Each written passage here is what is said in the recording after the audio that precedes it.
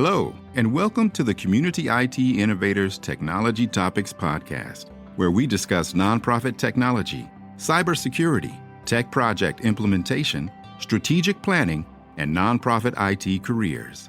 Find us at communityit.com. Welcome to the Community IT Innovators Podcast. My name is Carolyn Woodard, and I'm the Outreach Director for Community IT. And I'm happy to welcome Johan Hammerstrom, our CEO, to our podcast. Johan, I have been getting a lot of spam. It feels like I'm getting more spam recently, and it's clearly spam, but I'm wondering, why is it getting through our spam filter? And are there extra steps that I could take to protect my email? Great question. I've been getting a lot more spam as well. And I think people are rightly concerned about the amount of unwanted email that they're getting, and they want to know what they can do about it. But I think it's important to understand the different types of unwanted email that we all receive, because each type of unwanted email kind of has its own approach to preventing it. And so there's no sort of one size fits all solution to unwanted email, because there are different types of unwanted email, and it's helpful to understand those different types, both to protect ourselves from the malicious email and to protect ourselves from the annoying email. And I think that's I like to think of unwanted email in kind of a matrix, like there's sort of two axes. And one is, is the email targeted, or is it generic? Like, is it being sent out, sort of bulk to a large group of people? And is it just annoying email, or is it malicious in nature? So I think when we talk about spam, like the word spam is a term that's sort of come to encompass all forms of unwanted email. But technically, spam really just refers to bulk email that is sent to a large group of people that is, kind of commercial in nature. So it's a lot of us get spam more so in our personal email accounts than we do in our work email accounts. But it's the, free electronic gadget type emails, like these are schemes. Oftentimes they're scams on occasion, but they're promoting a product or service that you're not interested in, but they're sending it out to a really wide audience, a much wider audience. And could that also be something that, maybe you did buy something from that store one time and you had to give them your email, and then it's just forever? That's a good question. Emails. So those are not considered unwanted emails, because you have signed up for the service. And at some point along the way, you agreed to terms of service that included receiving future emails from that organization.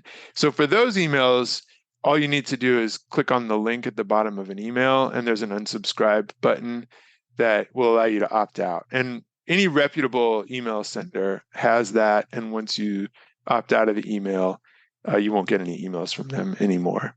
But oftentimes, all of our emails are just out there, and there are unscrupulous senders who buy our email addresses and send us email. I've been getting one on one of my personal email accounts, and it's like, I don't know, deep thoughts for the day or something. Like, it's just stupid. I don't know where they got my email address from. It's like a legitimate, it's whatever. I can unsubscribe from it, and I did, but it's just kind of bizarre. Like, where did this come from? So those technically aren't spam, because they are wanted, like legally, like you've signed up for them, for those emails, and you have the option to unsubscribe from them. And it is annoying, but you can say, I don't want these emails, and then you won't get them anymore. But how do you tell? Because sometimes you get a spam email, and it might look legitimate, and it might say, oh, just click here to unsubscribe. And then you shouldn't click there because it doesn't unsubscribe you. It takes you to some site that's got like, blinking lights and whatever. It's not an unsubscribe button. Is there a way to tell? I mean, I think you got to use your best judgment. If you signed up for something, you bought somebody something from Target, and now you're getting a bunch of emails from Target about all their deals and stuff. That's a good one you can unsubscribe. Other ones, that's a good point. Like unsubscribe with caution, because sometimes the unsubscribe button doesn't work. And in those cases, you want to use the spam flag button in your email. So Google, Yahoo, and personal email and business email solutions like Outlook all have the ability to block senders. And in cases where you don't know why you got on the list and it looks a little sketchy, you're better off reporting it as spam. Well, I do also, what Matt says, to hover over or look at the address that it's coming from. Like if it says that it's from Target, but it's from, Joe at discountrecords.it or whatever, then you're like, oh yeah, that's not actually from Target. Right. Yeah, exactly. You can use some of and we'll talk about that in a minute, like the anti-phishing skills, that are important to develop. Those skills can be used against spam as well. I think the key difference between spam and phishing is that spam is generally not malicious in the same way that phishing is. It's annoying, but it doesn't really pose a major danger to you or to your organization. That makes sense. So when you say to report it, do you mean just like move it? Like there's a button that you can say this is junk, or Exactly. Is there something else you should do? No. It's the junk button. So, well, okay. So this kind of gets into the difference between bulk spam and, let's say, targeted spam. It's technically not spam, but bulk spam is pretty easy to block because this is email that's getting sent out to millions and millions of addresses, and the language in the email tends to be very generic.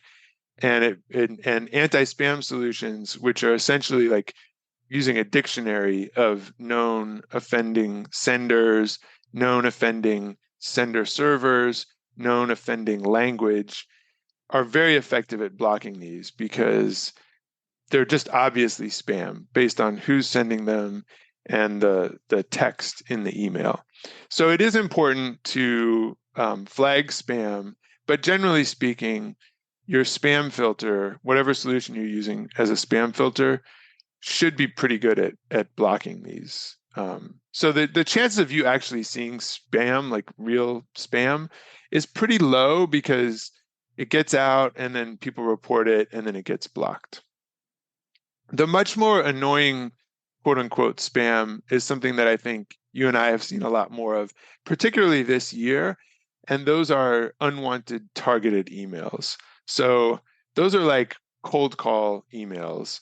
And I went back just the other day, I went and looked in my junk email folder, and I get 15 to 20 a day, just every day. And those technically aren't spam because they're directed at me as the CEO of a managed services provider. So they are selling services that a managed services provider would be interested in purchasing. They're offering small business financing that the CEO of a small business might be interested in obtaining. They're completely unwanted. They're extremely annoying. I don't want to receive these emails, but they are legitimate. And they all include, text saying, if you want me to email you anymore, just reply and let me know. I never do. I just don't have time for that. And what I've found as an effective way of stopping those is we use Outlook. And so I just go into Outlook and say block sender. And so it automatically adds the sender to a block list that Outlook maintains on my individual account. But then it also provides information back to Microsoft indicating that this sort of cold call email is unwanted and shouldn't be delivered to my main inbox. So of the 15 to 20 emails that I'm getting a day, I would say 2 or 3 get to my inbox, and the rest just automatically go into a junk email folder. Those emails are harder to block because they're coming from a legitimate sender, and they're coming from someone who purchased my email address from, your email address, all of our email addresses. Like, so there's lists of me. I've been to conferences. I've been to MSP conferences. I've attended MSP targeted webinars. And in the process of doing those things, of just being in this business, my email has gotten on lists that end up getting sold to other people and sold to other people. And that's where these emails come from. So it's legitimate in a sense, as annoying as it is. And so it's not dangerous. These emails are not dangerous, generally speaking. And they're not technically spam because they're targeted. They're sales. It's basically very aggressive, very annoying sales. And I don't know why it's gotten worse this year. Maybe AI has, made it easier for people. The AIs are writing these emails. The AIs are figuring out how to get around the email filters. I don't know. Yeah, I wondered about that because I get, because marketing, they're like, oh, do you need a video service? Do you need, more marketing? Do you need this, do you want to buy this list to be able to sell to this email list or what have you? So I feel like over the past, 6 months or so, it's gotten a lot worse. And I wondered if maybe there are new services like AI services or the memo went out to all the marketers out there. Like, this is an easy way to cold call, thousands of people at once. And the memo didn't mention how annoying it is and how, I guess though, for marketing, like if one person clicks and says, yeah, I would like that service, make me a video, then it's worth it to the sales person on the other end. But I do feel sorry for them. But I also feel annoyed by them. I do. I sympathize with what they're trying to do because, we are also a business, but we don't do that. And a lot of businesses don't, and they still are very successful as businesses. So it's not necessary. They wouldn't do it if it didn't work. So, somebody's responding to those emails. I do not. And I've found that the junk email filter works pretty well. And, Microsoft is also a big player in the AI space. So maybe the cat and mouse game of using AI to block these emails is going to start ratcheting up. But tell me about malicious emails. So what should you do when you see something that clearly is, it used to be like, oh, can you buy, your CEO wants you to buy some gift cards because they don't have time or what have you. And I know there are new asks coming out all the time, but what do you do when you see something like that that's like really all of your alarms go off? You're like, I should not click on this link. So there's just as there's two kinds of annoying email, the targeted email and the mass produced general email. There are also two kinds of malicious email. There's targeted malicious emails and there's mass-produced malicious emails. And there's really within that, two kinds of malicious email. There's emails that are trying to get your credentials, and those are known as phishing attacks. And there's emails that are trying to defraud you, basically. Those are known as fraud attacks. So the general emails, the phishing attacks, are pretty obvious to spot once you've been trained on how to recognize them. And they say things like, your HR department just released a new 401k plan. Click on the link here to sign in. Or your shipment is waiting to be delivered and it can't be delivered until you sign in and authorize the delivery. Or because your mailbox is full and you need to log in and authorize an increase in the size of the mailbox, and on and on and on. Like, they're very generic messages. They pretend to be from a legitimate source.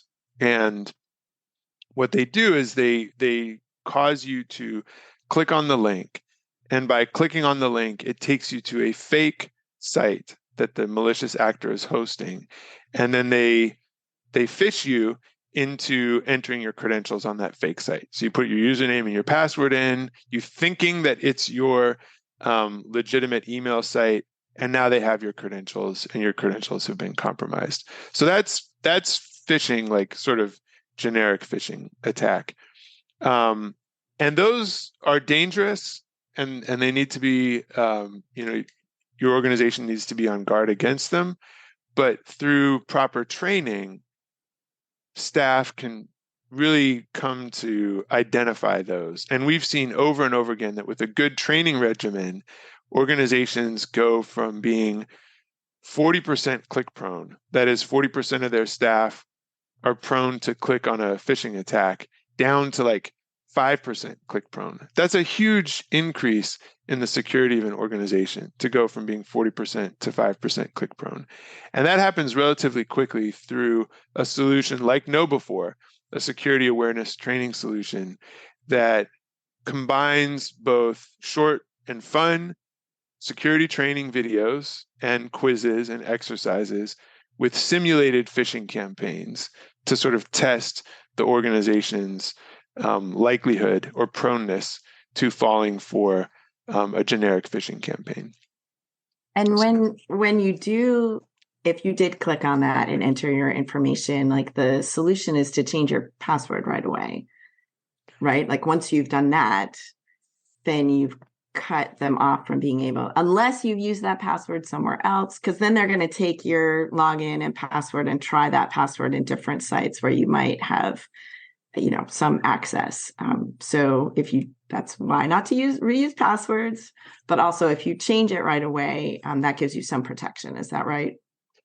There is, that's exactly right. Like, don't ever reuse passwords. And that's why, because if one of your passwords accidentally gets out, then it's only that system that's compromised.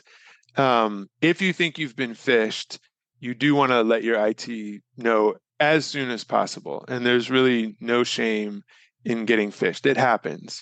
Obviously, it happens a lot. Like, that's why these attacks continue to be perpetrated. But the sooner you report it and the sooner the mitigation steps can start happening, the more the damage can be contained. So if you think you've been phished, let your IT department know right away. One of the big questions people have is, should I report all of the phishing emails that I get? Should I report all of the spam that I get to the IT department? And the reality is, and I'm not going to provide a general answer because it's going to vary from IT department to IT department. So check with your IT department and see what they want you to do. But I'm guessing that most IT departments probably don't want you reporting all of the spam that you get. We know there's a lot of spam out there.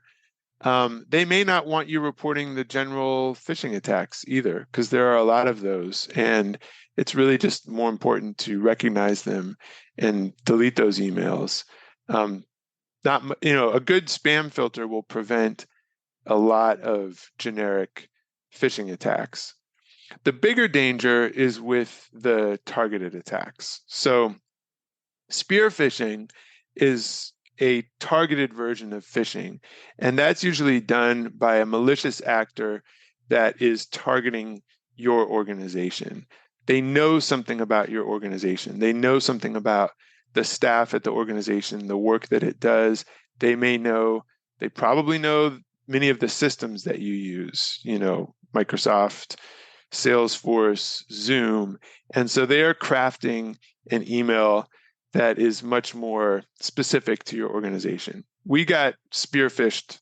We have been spearphished. A lot of MSPs get spearphished. And I remember, and those are more important to report to your IT department because they could be an early indicator of a concerted attack by a malicious actor against the organization. So I remember I got a really well-crafted spear phishing email and sent it to our chief technology officer.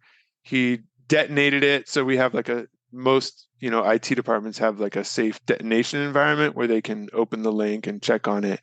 He detonated it, and it took him to a page that looked very similar to our email login. It had our logo on it. They had scraped our logo from our website and built a spear phishing site that was highly targeted. So those are very dangerous attacks because most phishing attacks, which are very generic, are pretty easy to detect. Spear phishing attacks are really designed to fool organizations' staff into thinking that they're on the legit site. So those you really need to be on guard for. The same sort of mitigation of training that works against regular phishing also works against spear phishing. But then there's also you also want to report those to your IT department, partly because the targeted attacks, in some ways, it's easier to block them because they're coming from a known actor, and you can just block all of the email from that known actor for your entire organization. So that's another reason why reporting targeted attacks is important. That sounds a little bit more like kind of a longer con, or more like they've spent more resources like getting your logo, setting up the fake site. That's also what they use for like wire fraud attempts. Can you talk a little bit about that, like trying to get you to transfer money, that sort of thing? So the phishing attempts all involve links to malicious sites, links to sites that are trying to harvest your credentials.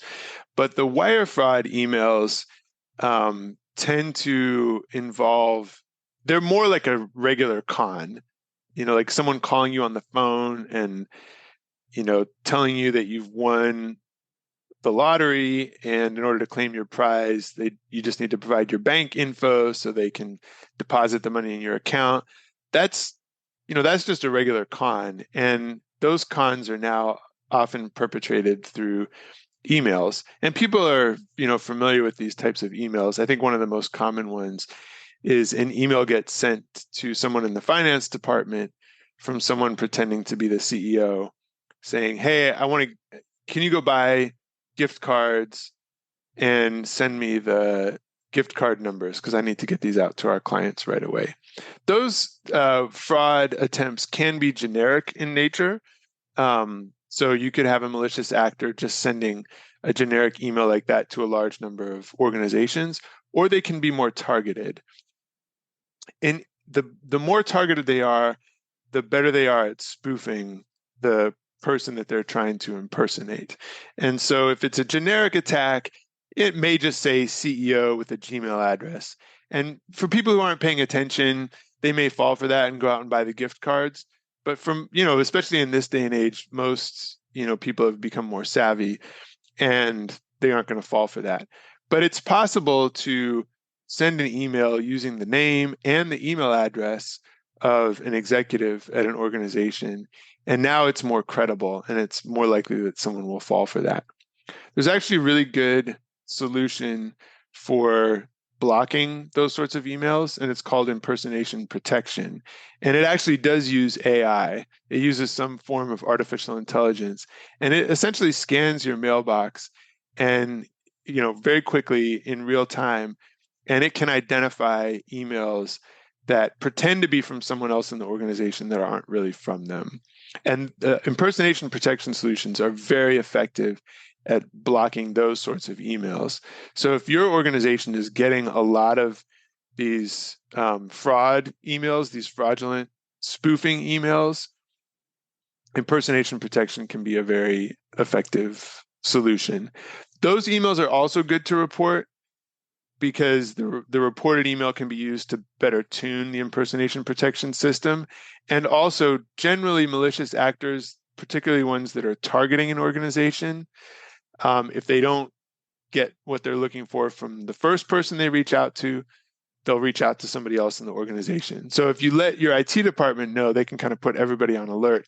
Hey, we're being targeted by this malicious actor who's trying to, usually the goal is either to get you to buy something like a gift card and then give them the thing that you've bought, or to get you to either wire them money or to, harvest your bank information.